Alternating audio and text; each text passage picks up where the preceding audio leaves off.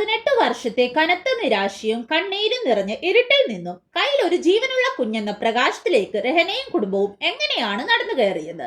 6 തവണ തകർന്നുപോയ ഗർഭധാരണങ്ങൾക്കും 6 വലിയ ഓപ്പറേഷനുകൾക്കും ശേഷം ആവർത്തിച്ചുള്ള അബോഷനുകൾ മാറി ഒരു കുഞ്ഞെന്ന സ്വപ്നത്തിലേക്ക് എത്താൻ അവർ ചെയ്ത ഒരുപാട് കാര്യങ്ങൾ നിങ്ങൾക്കും എങ്ങനെ ഉപയോഗിക്കാം എന്ന് ഈ വീഡിയോയിലൂടെ കൃത്യമായി മനസ്സിലാക്കാം. അത്രയധികം വിലപ്പെട്ട വിവരങ്ങളാണ് ഇതിൽ ഷെയർ ചെയ്തിരിക്കുന്നത്. നിങ്ങളുടെ ജീവിതവും മാറി മറിയാൻ ഒരൊറ്റ സെക്കൻഡ് പോലും മിസ് ചെയ്യാതെ ഇപ്പോൾ തന്നെ കാണുക. മെഡിക്കൽ വിദഗ്ധരെല്ലാം കൈയൊഴിഞ്ഞ ഒരു കേസ്. പ്രായം 37 കഴിഞ്ഞു. ഇനി ഒരു കുഞ്ഞ് ജനിക്കില്ല എന്ന് എല്ലാവരും വിധി എഴുതിയെടുത്തു നിന്ന് 9-ാം മാസം കയ്യിൽ ഒരു ജീവനുള്ള കുഞ്ഞുമായി ആ ദമ്പതികൾ പുഞ്ചിരിച്ചെങ്കിൽ അതിനെ നിങ്ങൾ ഒരു അത്ഭുതം എന്ന് വിളിക്കുമോ? എന്നാൽ ശാസ്ത്രത്തിന് ഇത് വെറും ഒരു അത്ഭുതമല്ല. ഇത് 90% പേരും കാണാതെ പോകുന്ന ഗർഭപാത്രത്തിന്റെ ഉള്ളിൽ ഒളിഞ്ഞിരിക്കുന്ന ഒരു രഹസ്യത്തിന്റെ കഥയാണ്. പ്രഗ്നൻസി ടെസ്റ്റ് പോസിറ്റീവ് ആകുമ്പോൾ വീട്ടിലുണ്ടാകുന്ന ആ ഒരു മധുരമുള്ള സന്തോഷം ദിവസങ്ങൾക്കുള്ളിൽ ബ്ലീഡിംഗ് ആയോ, സ്കാനിങ്ങിൽ ഹാർട്ട് ബീറ്റ് കാണാതെയായോ പൊലിഞ്ഞു പോകുമ്പോൾ ഒരു സ്ത്രീ അനുഭവിക്കുന്ന വേദന ഈ ലോകത്ത് മറ്റൊന്നിനും പകരമാവില്ല. ഞാൻ ഇനി ഒരിക്കലും ഒരു അമ്മയാവില്ലേ എന്ന് കരഞ്ഞു ചോദിക്കുന്ന ആയിരക്കണക്കിന് സ്ത്രീകൾക്കുള്ള ഉത്തരമാണ് 18 വർഷത്തെ കാത്തിരിപ്പിന് ശേഷം ലക്ഷ്യം കണ്ട രഹനയുടെയും അവളുടെ ഭർത്താവിന്റെയും ഈ യഥാർത്ഥ ജീവിതകഥ. സാധാരണയായി ഗർഭം അലസുന്ന സ്ത്രീകളോട് പലരും പറയാറുള്ളത് എന്താണ്? ഫോളിക് ആസിഡ് കഴിച്ച് റെസ്റ്റ് എടുക്കൂ, അടുത്ത തവണ നോക്കാം, സ്ട്രെസ് കുറയ്ക്കൂ. എന്നാൽ ഞാൻ ചോദിക്കട്ടെ, എന്തുകൊണ്ട് ആരും ഇതിന്റെ ആഴത്തിലുള്ള കാരണം തിരിയുന്നില്ല? നിങ്ങളുടെ ഗർഭപാത്രത്തിനുള്ളിൽ കുഞ്ഞു വളരേണ്ട ആ ഒരു മുറി, അതായത് യൂട്രസ് റൂം, സുരക്ഷിതമാണോ?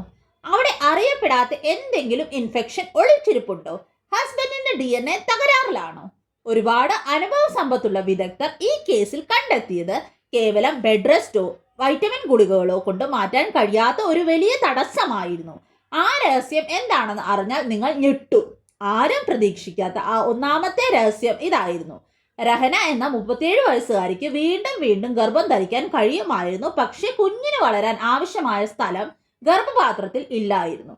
അവളുടെ ഗർഭപാത്രം വളരെ ചെറുതും ഇടുങ്ങിയതുമായ ഒരു ട്യൂബുലാർ ക്യാവിറ്റി ആയിരുന്നു. അതുകൊണ്ട് തന്നെ കുഞ്ഞിന് ആവശ്യമായ രക്തയോട്ടം കിട്ടാതെ വരികയും എല്ലാ തവണയും അബോർഷൻ സംഭവിക്കുകയും ചെയ്തു. ഇവിടെയാണ് ഡൈനാമിക് ആയ ആ ചികിത്സാ വഴിത്തിരിവ് നടന്നത്. മെട്രോപ്ലാസ്റ്റി എന്ന അഡ്വാൻസ് സർജറിയിലൂടെ ആ ഗർഭപാത്രത്തിലെ മുറിയുടെ വലിപ്പം കൂട്ടി, കൂടാതെ PRP അതായത് പ്ലേറ്റ്ലെറ്റ് റിച്ച് പ്ലാസ്മ തെറാപ്പി വഴി അവിടുത്തെ രക്തയോട്ടവും കോശങ്ങളുടെ വളർച്ചയും വർദ്ധിപ്പിച്ചു.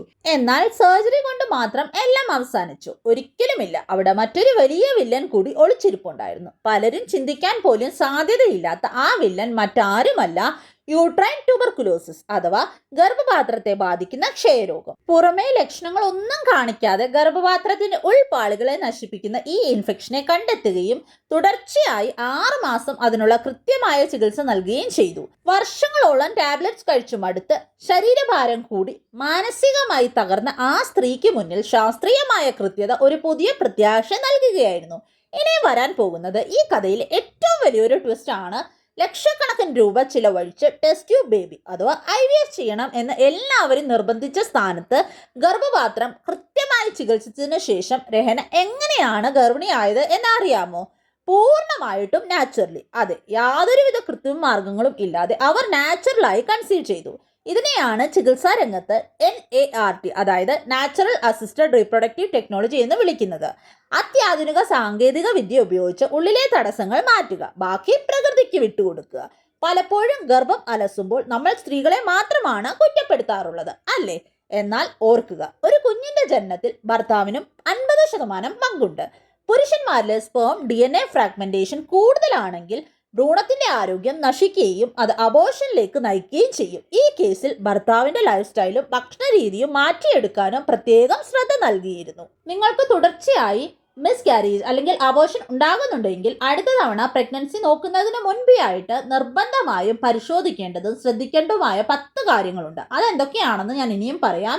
നിങ്ങളുടെ പ്രായവും അണ്ടത്തിന്റെ ഗുണനിലവാരവും നിങ്ങൾ പ്രത്യേകം ശ്രദ്ധിക്കണം.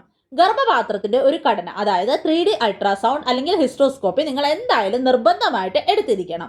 അടുത്തതായിട്ട് ആന്റി ഫോസ്ഫോലിപ്പിഡ് ആന്റിബോഡി ടെസ്റ്റ് ചെയ്യണം. തൈറോയ്ഡ് നില നോക്കണം. ഷുഗർ അല്ലെങ്കിൽ PCOD ഉണ്ടോ എന്ന് നിങ്ങൾ നിർബന്ധമായിട്ടും ചെക്ക് ചെയ്യണം. അതുപോലെ തന്നെ നിങ്ങളുടെ പ്രൊലാക്റ്റിൻ ഹോർമോണിന്റെ ലെവൽ എന്താണെന്ന് നിങ്ങൾ നോക്കിയിരിക്കണം. അടുത്തതായിട്ട് നിങ്ങൾക്ക് ക്രോണിക് ഇൻഫെക്ഷനുകളോ TBയോ എന്തെങ്കിലും ഉണ്ടോ എന്ന് നിർബന്ധമായിട്ടും ചെക്ക് ചെയ്തിരിക്കണം. പുരുഷ പരിശോധന നടത്തിയിരിക്കണം. അതിൽ സ്പേം DNA ഫ്രാഗ്മെന്റേഷൻ എന്തായാലും ചെക്ക് ചെയ്തിരിക്കണം. ജനിതക പരിശോധന എന്തായാലും നടത്തണം. കാരിയോടൈപ്പിംഗ് ചെയ്തു നോക്കണം. ലൈഫ് സ്റ്റൈലിൽ എന്തെങ്കിലും ചീത്ത ലൈഫ് സ്റ്റൈൽ ഉണ്ടെങ്കിൽ പ്രത്യേകം പ്രഗ്നൻസിക്ക് നോക്കുന്നതിന് മുൻപേ ആയിട്ട് അത് ശരിയാക്കണം. പുകവലിയോ മദ്യമോ നിങ്ങൾ എടുക്കുന്നുണ്ട് എങ്കിൽ അത് നിർത്തുക. അതുപോലെ തന്നെ അമിതവണ്ണം ഉള്ള ഒരാളാണ് എങ്കിൽ ആ അമിതവണ്ണം കുറയ്ക്കാനായിട്ട് നിങ്ങൾ നോക്കുക.